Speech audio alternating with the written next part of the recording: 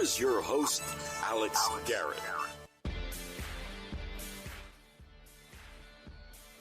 Oh my goodness, a lot of thanks to give on this Sunday night. So much so, I wanted to go live. Yeah, I haven't gone live on Spreaker in quite a while, but here we are. And we're going to get to a conversation with Professor Jason Barr on Twitter at JasonBarrRU.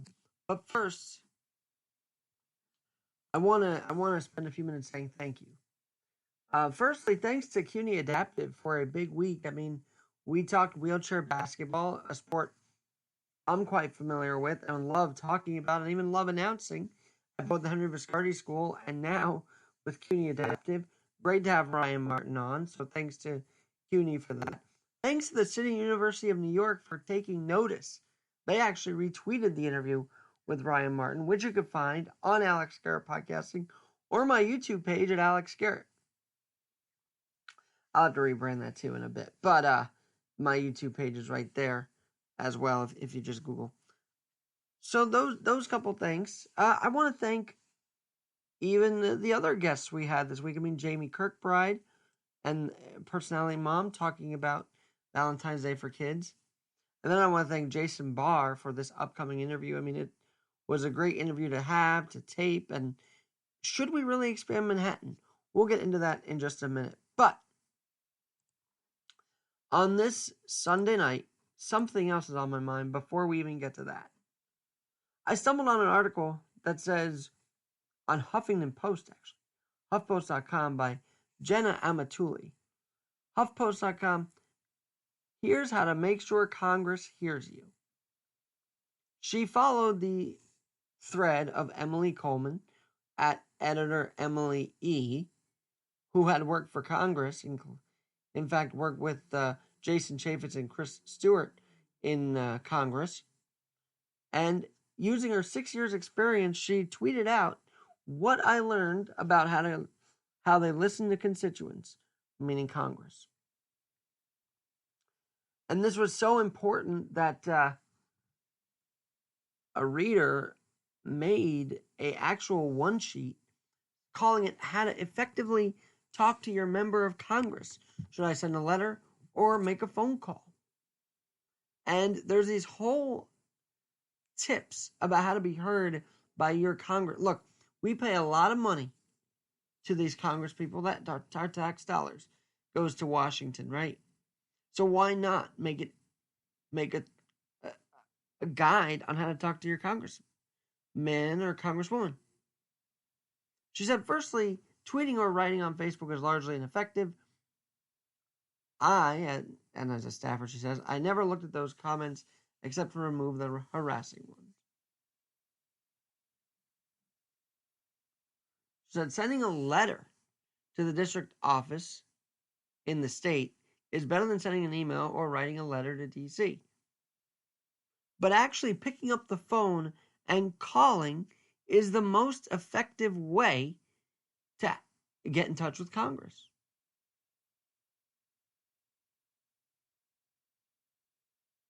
And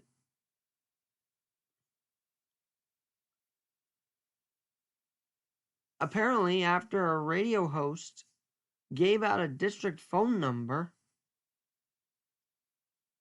about immigration policy, telling the constituents to call and complain about the policy, they did, according to Emily E. All day long. She was answering the phones all day long after a radio host dropped the number of the congressional office to change policy. So calling works. And the other big thing, which you can find at the HuffPost article, here's how to make sure Congress hears you. If you want to talk to your rep, show up at town hall meetings. Get a huge group that they can't ignore. Pack that place and ask questions. We held town halls consistently, she says, that fewer than 50 people showed up for. All right, so if you don't want the policies, if you want to just complain and even call into radio stations, that may be somewhat effective, but get out there is the point. Get out to your town halls. Make some noise. Get going. Heck, the MTA here in New York, you can actually QR code the 2022 MTA board budget, I believe, and react and take this survey and have input. So instead of complaining about the MTA, respond to them, make a difference, use that QR code, and get going. You, by the touch of your fingertips, could make a difference at the MTA if you only knew that. If you only knew that by traveling the subway. So go to town halls, go to board meetings, and if they say, hey, you can have a say in what goes into our 2022 budget, have a say. Especially if you don't want to complain.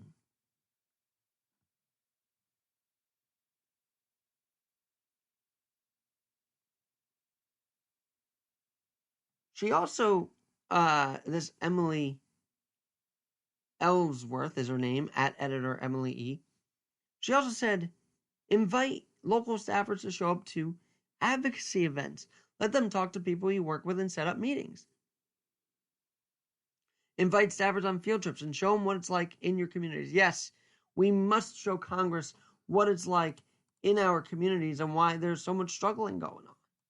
That's a must. You can find it all at Here's How to Make Congress Hear You, Make Sure Congress Hears You by Jenna Amatuli. I want to just get that to you. You can follow Emily at writer Emily E. I'm sorry, let me get that right. At editor Emily E. And find out more about what she says about how Congress can hear you. We just have to make sure they hear us. And there's ways to do it. And now, speaking of being heard live on Alex Garrett Podcast,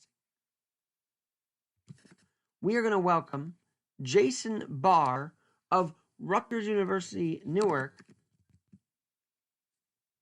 to discuss why he believes, and I'm sharing this on Twitter, hence the delay, why he believes that he believes so strongly that he wrote the New York Times about expanding Manhattan. That's right. Should we expand Manhattan? Jason Barr, Rutgers University, joins me right now. Well, here on Alex Garrett Podcasting, the city applauded the expansion of the 96th Street subway that the Q finally got done. But what about an expansion of the entire island of Manhattan, which I think is an ambitious plan?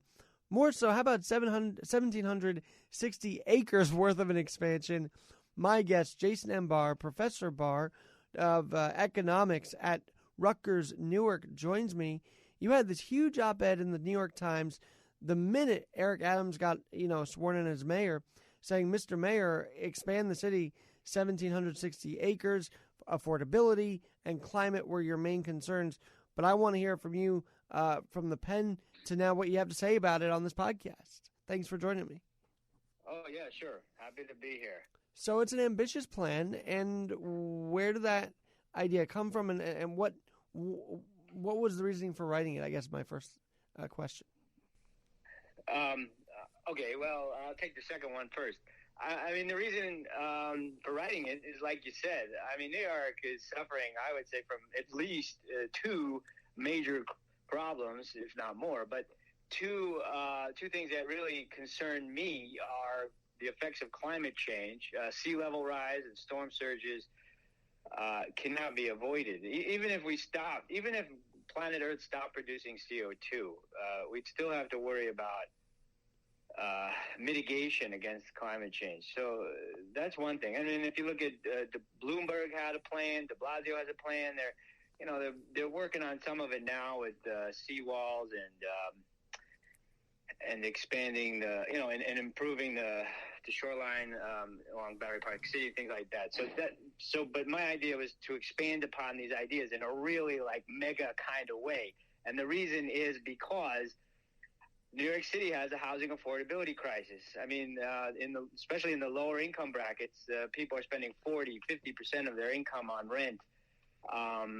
And, everybody's aware of it and everybody's concerned about it, but the city and the state seem unwilling or unable to really, make big changes that would fundamentally produce more housing and lower the cost of housing. So, those two things were on my mind. Yeah, so that's when I put together the plan. Go on, sorry. How would we pay for this? I think that's what New Yorkers would be curious about. Okay, well, here's the thing. So in the big answer to that question is creating new land is expensive, to be sure. I mean, we're talking about tens of billions of dollars. However, once you make new land, it immediately becomes some of those valuable real estate on the planet because it's an extension of Lower Manhattan. So the plan is to extend Lower Manhattan into the Bay. And so you have real estate. You have, the three most famous aspects of real estate: location, location, location. You instantly create incredibly valuable real estate. The money from the real estate sales or the rents or however, there's many different ways to kind of design a plan to generate the income. But suffice it to say, either the rental income or the building sales income could pay for itself, could pay for the infrastructure and the land creation, and probably even make a profit, and probably generate a profit for the city in the process. Well, what about for the average New Yorker? I mean, they look at this and say, well, if it seems like rent would go up, would it not, if this plan were to go through? Okay, well, I have a couple of responses to that.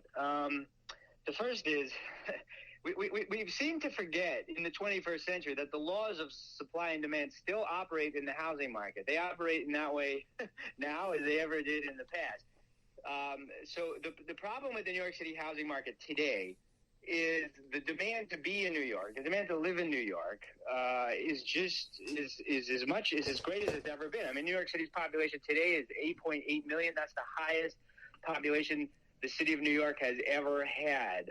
And the problem is with that demand, that means there should be corresponding supply, which is not happening, especially at the middle and the lower income levels. Sure, the supply can be catered to the upper end, but not the middle class and the lower class. So the question is, what would happen if we created this new land? Well, first, you're creating supply. So all supply is good. Not all supply is equally as good, but all supply is helpful. So even if it was middle and upper income, that is more housing. And more housing means that other housing then becomes available, and the price for those houses, this is what they call. So basically, you're saying if the rich, because we want the rich to come back, by the way.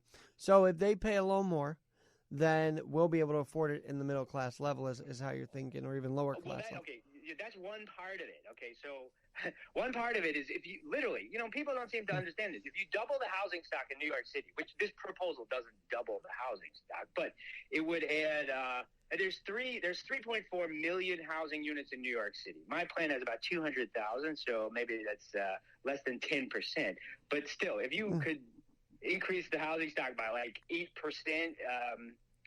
in a reasonably rapid time, that would have reverberations through Manhattan and Brooklyn. But so that's the first part of it. Just adding supply in of itself is a crucial part of the story. It's not the only part. Well, now, No, go for it. Go for part two. I'm curious now. Okay, now here's the thing. There are models around the world. I mean, people may not realize this, but Hong Kong and Singapore, all of the land is owned by the respective government. And what they do is they lease out large chunks of land to developers. So there's a model where you create the land. It's owned, by an authority, maybe like the Battery Park City Authority type model. And the land could be leased out like 99-year leases to developers. The conditions of the lease would say, okay, 15% of the housing or 20% of the housing must go to people with the household income is 50%, is below in the 50th, below the median for New York City. So there's a lot of say. Once you create this land, sure, the city owns the land, and the city could say, okay, look, we're going to reserve a certain portion for high-end luxury, but we're also going to say a certain fraction has to be for people of middle and lower income. It's really not that complicated. Well, talking about Jason M. Barr, he's a professor of economics at Rutgers, Newark, and he's written this ambitious plan to expand Manhattan into the New York Harbor by 1,760 acres. Now, your plan also includes the extension of the subway, and we all know subway extensions just do crawl along. So, did you write this proposal hoping they'd speed that up, or what was your thought on that? I agree with you. It is an ambitious plan. So it is just that, kind of a big plan. So, I mean, you're creating the land. You don't have to tunnel. You don't have to worry about, disturbing the neighbors or restaurants aren't going to have to worry about dust being cut up, from the street because there's nobody there. So in principle, a large fraction of the subway extensions, so for example, if you just continued the one train down from South Ferry into this new land, I mean, you just run it. Now, if you're going to do like a G train extension, you'd have to tunnel. So that obviously would, you'd have to create some kind of connection from Brooklyn to this new land. So that would require, but in principle, okay, so there's two issues. In principle, the engineering of it and the logistics of it shouldn't be that too complicated. It's just the other issue is obviously I don't know what the right phrase is, but the sort of the collective difficulty that New York has in sort of mustering, getting the resources and if putting into place all of the elements that are needed for this. So if the city's going to think big about this land in reality, then I think adding subway extensions is probably not that, it doesn't add that much more complexity to the project. So okay, how long did it take, because this is a very elaborate plan, so how long did it take to come up with all of this? How long did it take to come up with my mind? With the profile, yeah. I feel like you did a lot of research for this also. Well, I would say, yeah. I mean, I wrote a book in 2016, and it's called Building the Skyline. It's just about the long run sort of history of the Manhattan skyline, and in the book I go back to basically the day that the Dutch settled what was then New Amsterdam. Because if you want to understand today's skyline, I think you have to understand the decisions that were made and the acts that were taken by the earlier, the Dutch and then the English and so forth. So, in the process of researching that book, you realize the long run history of making Manhattan a global city was about creating new land all the time. I mean, one of the first things the Dutch did when they arrived was dig a canal, which then became Broad Street, and they drained the wetlands. They extended, the southern tip of Manhattan was basically where the facade of the American Museum, the Museum of the American Indian is today, and so all of that land behind the Battery, that was filled out by a little bit by the Dutch, more by the British, and then in the 19th century, by New Yorkers. Battery Park City was expanded out in the 1970s, and so the point is, building out land in New York is a 400-year tradition. So then when the Superstorm Sandy came along, I started thinking again about this idea, and then I write about the housing affordability problem. So all these things kind of came into my mind. Well, I want to. You say it could make room for 250,000 more New Yorkers. I've got to ask you about the census because de Blasio takes credit for this, and I'm thinking to myself, this is a 10-year thing, so you did not bring all these people here What were your thoughts on that when you saw the census come out and say, yes, even though in a pandemic we still had a relatively large portion of New Yorkers stay here? I mean, personally, I was pleasantly surprised. I would not have, if you look at other numbers issued by New York City Department of Health and the American Community Survey. So the census, the sort of the inter-census year numbers didn't seem to suggest such a high number. But the fact that it came in high, I mean, in a way, I was surprised, but I was not surprised. I'm an urban economist, so I study and I think about and I write about what makes New York so attractive. And even though the pandemic came, sort of made us question some of those things about New York, I think fundamentally they didn't go away. I mean, the New York economy thrives on skills, on knowledge, on, just sort of learning from each other and sort of being in the mix. And that's, Wall Street's like that. The Silicon Alley type firms are like that. So those things really haven't gone away. Because we need them. Those things, the kind of jobs that power New York City, maybe some of it can be decentralized, but fundamentally it can't. Jason, I want to get back to what you said. You're an urban economist. So I think people are more worried that we're not going to get back full strength. And I think that's got to be the first concern for New Yorkers. So how do we get back full strength, let alone build that 1,760 acres more? Well, maybe I could ask you to clarify. I mean, you look at housing prices, they're even in New York. I mean, Manhattan rents are coming back, Brooklyn rents are coming back, housing prices. What about the buildings? Do you see the buildings be occupied? Are they becoming occupied again, all these work, buildings for work? No, the office occupancy definitely lags. You always see I see these reports about the anticipation for offices, firms for businesses to have their workers come back. Originally, it was supposed to be like a year ago, and then it was supposed to be the beginning of the year, and then it maybe postponed in March. So I think there's this real tension between people and companies wanting to occupy those offices, and the fear of pandemic. Sure. So I think the long-run prospect is reasonably positive. So there's a couple of things. Good. Generally speaking, New York is a happening place to be.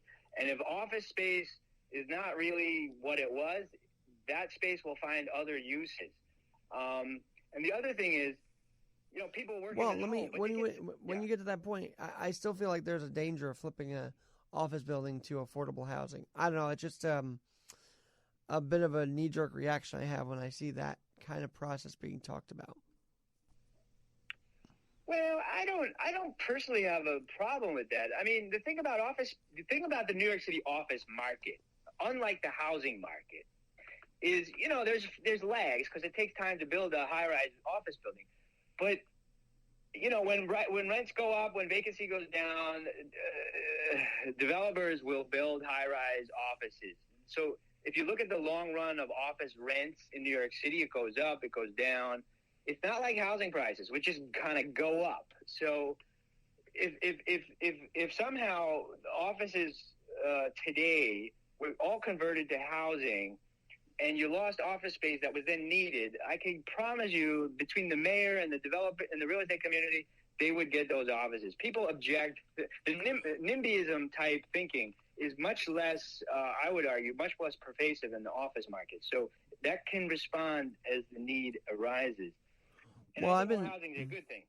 I'm not sure if that's what you were getting at. But, more so because we do know that I don't know, maybe I'm jaded in thinking that if they make affordable housing, the homeless will be put in there, which means some that are mentally unstable would be right in the heart of Midtown. And I'm wary of that. And maybe I'm wrong to be wary of that.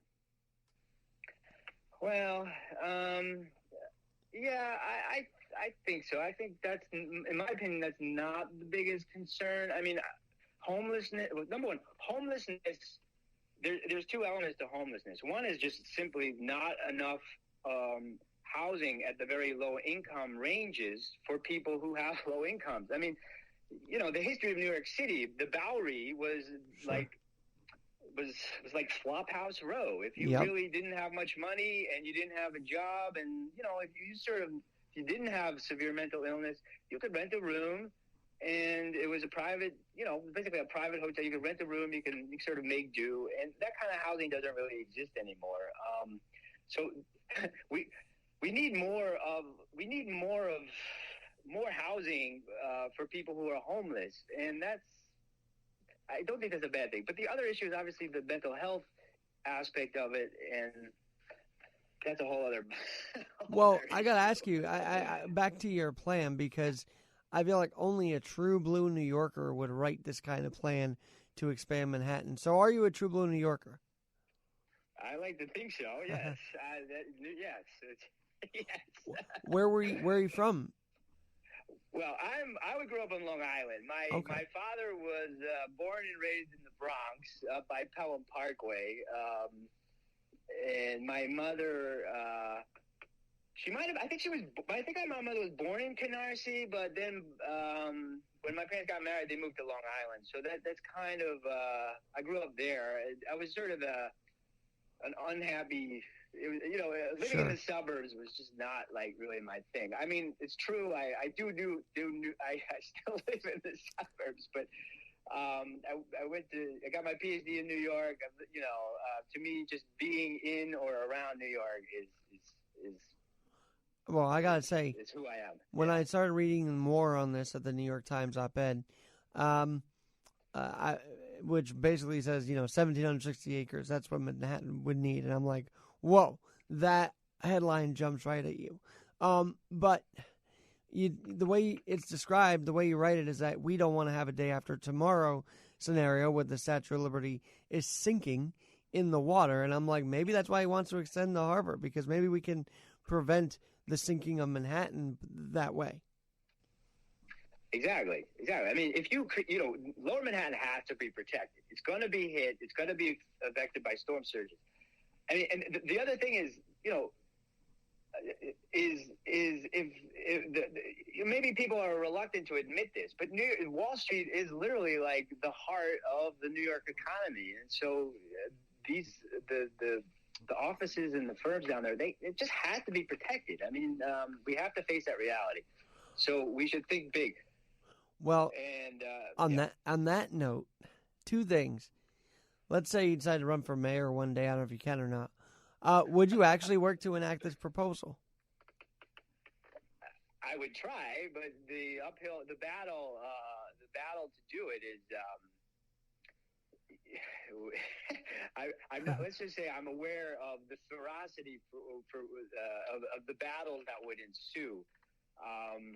If you look at the history of Koch, he tried to create Westway in the 80s, and that got basically defeated because of concerns of the ecology of some of the fish and things like this. So there was this sort of argument that if you touch the water,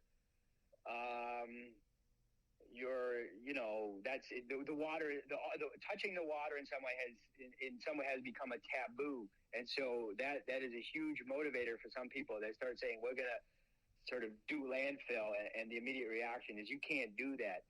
And again, some of the naysay is coming from this idea that we're just going to have a lot of apartment buildings for really rich people.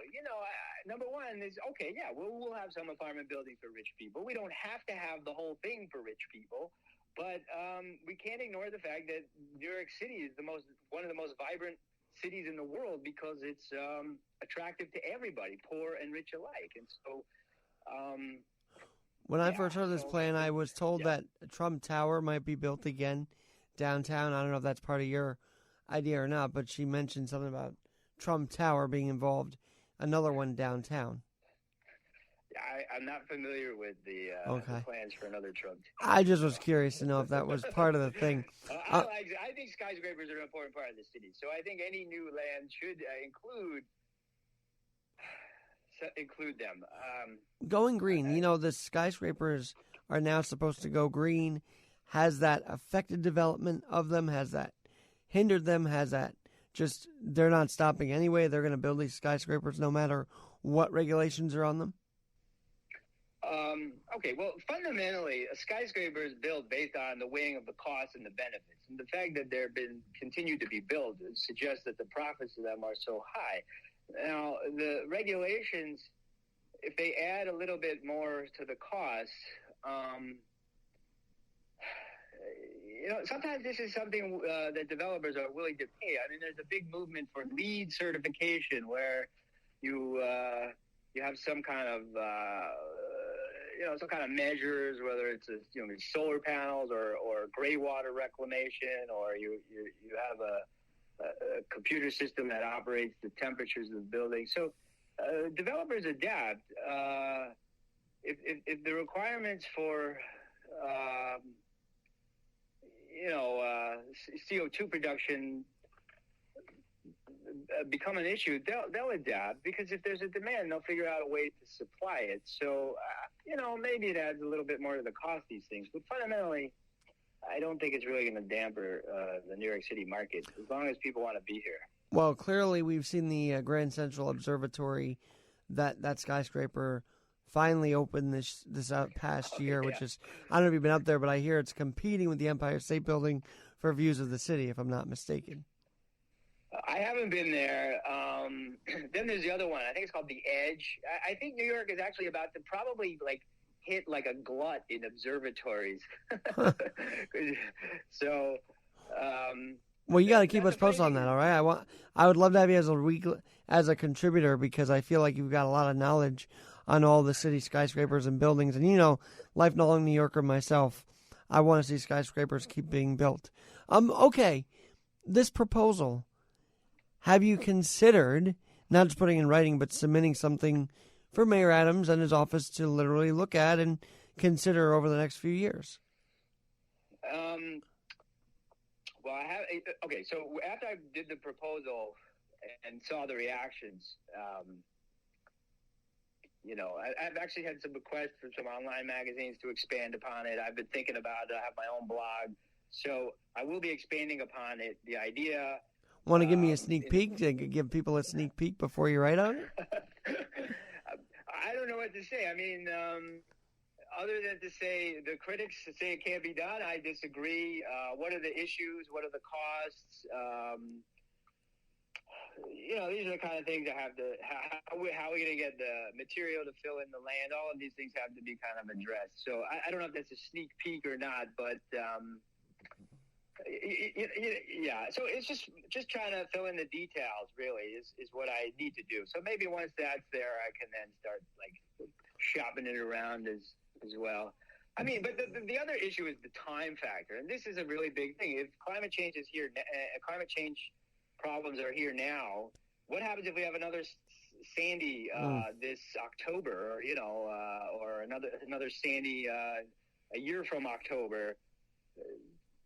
We're in a really bad position, and something like this, it's a big thinking idea. It would take at least a decade, if not more. While I have you, I think you referenced something about the BQE also. There's a lot of proponents saying portions of it should be torn out because of the climate change factor or something involving it, if I'm not mistaken. To be honest, I haven't spent much time looking into that. I will say I've thought a lot about traffic congestion from somebody who, as an urban economist who sits in traffic a lot. Unfortunately, you get stuck. You get trying to drive. I drive from my house over to George Washington Bridge, and so when I go to my office in Newark, and you get stuck on that bridge a lot. I would just say, I'll just say this without going into details. The way cities like New York operate is here's a problem. Let's just sort of try to do something to fix it. Oh, here's another problem. Let's just try to do something to fix it. Okay, so housing's expensive. Okay, well let's put together a 10-year housing plan that just sort of patches together enough things to make it seem like we're solving the housing affordability problem. Oh, the traffic problem or the climate crisis. Well, let's take care of the BQE, or let's do that over there. As an urban economist, I say we need to think systematically. Transportation, housing, shoreline protections, office markets, they're all interconnected, and they need to be policies need to be designed Sure. Traffic and housing, transportation, housing, they all go together. So maybe that's a long-winded response to your proposal. I'm not opposed to tearing down highways, but you can't just take away a highway and say, okay, we've solved the problem. I mean, Sure. if people are relying on that road, you got to say, okay, well, here's 2 or 3 other ways you could get to the same place without being on this highway. So, Jason, I don't know if it's in the city or other cities. Are you the first to say, let's build out this expansion / are there other urban economists, if you will, in other cities saying the same for their, like a Chicago or Boston or LA even? Well, in Miami, they seem not to be, no, I would say most people are, to be honest, I don't know how this is going to sound, but I would say that these kind of proposals,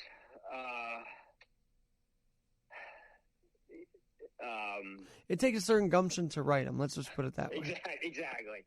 And it takes a certain gumption, and political leaders, it not only takes I can do this, right? I'm an academic. I'm sitting there in in academia writing big ideas. So I can propose this. I could be the guy who comes to the party and say, listen, the music's too loud, or the music's bad music. I can say that because it's not my party, so to speak. I just showed up at the party to, I don't know, maybe my metaphors are a little bit off here, but I get what you're saying. It's like you can throw something at the wall and hope that it sticks, kind of thing almost. Yeah, I don't have to get elected. I don't have to raise campaign funds. So I could be the one who says, look, we ought to be thinking about this.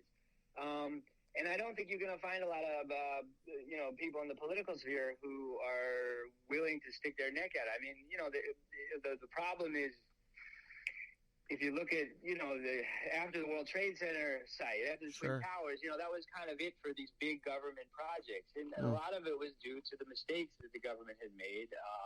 And then when Westway came along, like I said, that got defeated because of concerns about the environment, because of concerns about, who was going to benefit from this real estate development. And in a way, there's this big shyness about really thinking big. In ways that are not obvious. Well, let me ask. It was kind of obvious because it's valuable real estate, and sort of over in this industrial area, kind of, and didn't really sort of ruffle too many feathers, so you could do it. It was a boon, actually, if you think about it. It was a boon. Hey, one last thing. Will we see the lifting of restrictions, and will that help the city come back even more than we're starting to see it now? Restrictions in terms of housing and zoning? Is that what you're saying? Well, I mean the lockdown. I mean, as an urban economist, I'm sure you're following. Yeah. I mean, it's inevitable. I mean, look, I'm not a epidemiologist or whatever, but I mean, if you look at the history of other epidemics, especially in New York, they either just they become endemic and more benign, like the flu, like the 1918 flu, just sort of morphed into like an annual flu. And that's where we're headed. And so, well, let me ask you, do you think restrictions will be lifted anytime soon? I guess is my question.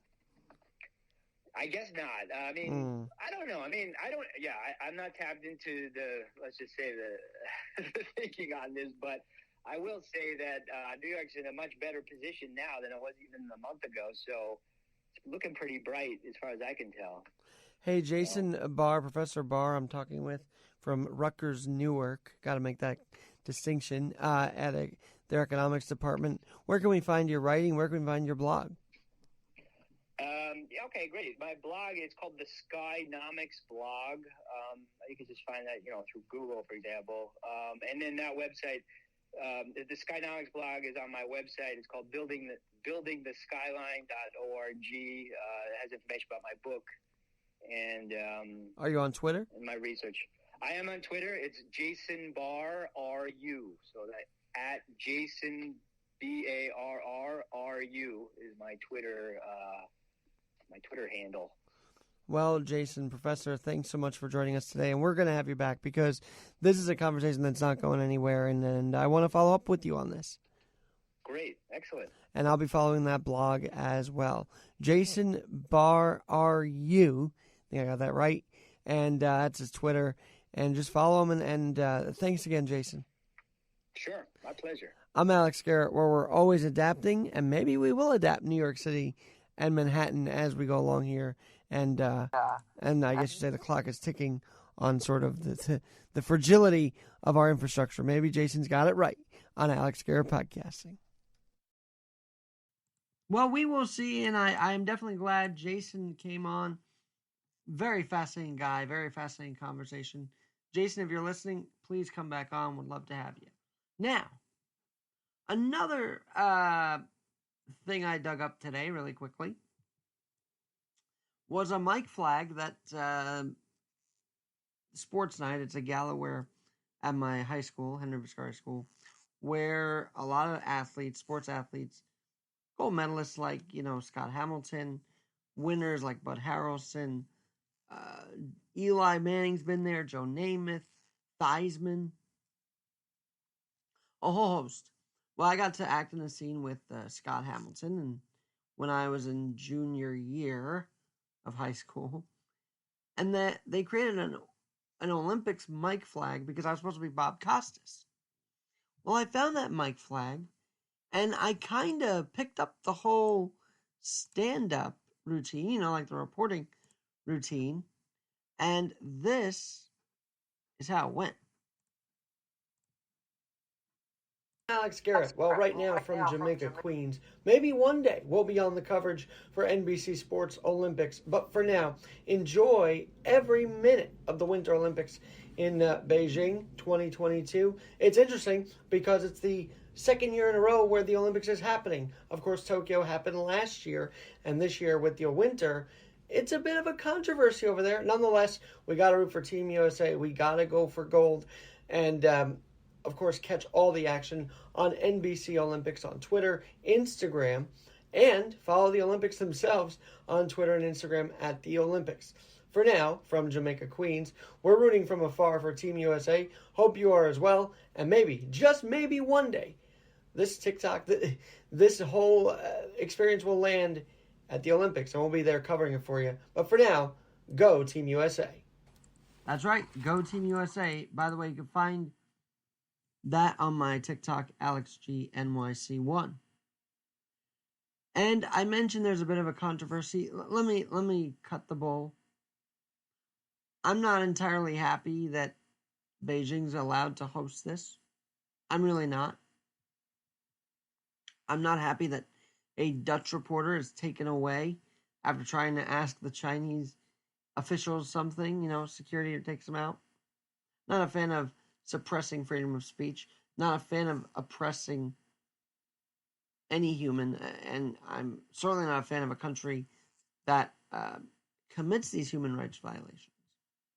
So if you are the IOCC, maybe after all of this, this, how do I call it? This firestorm you brought upon yourselves by sticking with Beijing, even after COVID-19, where it originated from China, no matter how you slice it, it came out of that country. Maybe rethink where you put the Olympics next. You put it in Brazil for the summer in Rio, and that was showing how disastrous it was, the slums and everything like that. People had to be kicked out because of those stadiums. It was bad. So behind the guts and the glory of the Olympics is this dark shadow. Maybe go to a place that doesn't have dark shadows, but has potential, has freedom of speech and expression, has the red, white, and blue. I believe you're coming to America soon, aren't you? Olympics, stick to where freedom rings. And Spotify, only delete those horrible podcasts by Joe Rogan. Do not delete every single one of them, because that is suppressing freedom of speech. Only the really, really bad ones. Since, you do have a right to do it since you own the content by sponsoring him. So it is up to you. But only the ones where you use the N-word and other horrible commentary that is, you can give it any ism and you want, but only those episodes. And if it's 100, so be it. But nothing more than that. Because if you start censoring him for what you believe is disinformation and not freedom of speech, that's your judgment call. That's not his opinion anymore. And we are America, where we're supposed to have opinions. We were born out of debate in Philadelphia in 1776. Have a great night on Alex Garrett Podcast.